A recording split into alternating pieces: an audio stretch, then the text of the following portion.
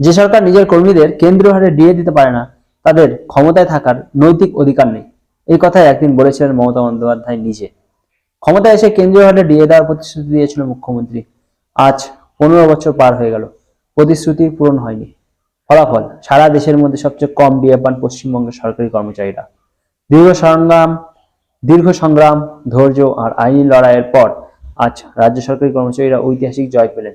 পশ্চিমবঙ্গ সরকার বারবার বলার চেষ্টা করেছিল ডিএ কোনো অধিকার নয়, এটা দয়ার দান। আজ সেই মিথ্যা ভেঙে দিল দেশের সর্বোচ্চ আদালত।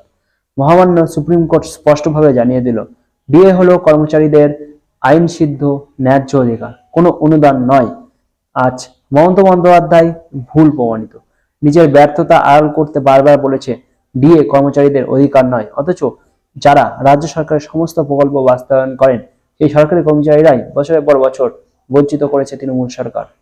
ট্রাইব্যুনাল থেকে কলকাতা হাইকোর্ট একাধিক আইনি লড়াই পরাজয়ের পরেও শুধুমাত্র কর্মচারীদের প্রাপ্য ডিএ আটকে রাখতে রাজ্যের কোটি কোটি টাকা খরচ করেছে তারপর আইনজীবী দাঁড় করিয়েছে মমতা সরকার। আন্দোলনে নামলে পুলিশের লাঠিচার্জ, দমন-পীড়ন চালানো হয়েছে, তবুও কর্মচারীরা দায়িত্ব থেকে সরে যাননি। আইনের ওপর ভরসা রেখে শান্তিপূর্ণ লড়াই চালিয়ে গেছে।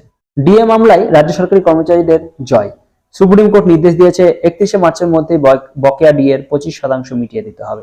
নজরদারির জন্য অবসরপ্রাপ্ত বিচারপতিদের নিয়ে কমিটি গঠন করা হয়েছে। বাকি বকেয়া ডিএ কোন সময়ে দেওয়া হবে তার সময়সূচি নির্ধারণ করবে এই কমিটি। এই রায় রাজ্য সরকারি কর্মচারীদের ঐক্যবদ্ধ আপসহীন সংগ্রামের ফল। ন্যায্য অধিকারের এই লড়াইকে কর্নিশ। সমস্ত রাজ্য সরকারি কর্মচারীদের জানাই আন্তরিক অভিনন্দন।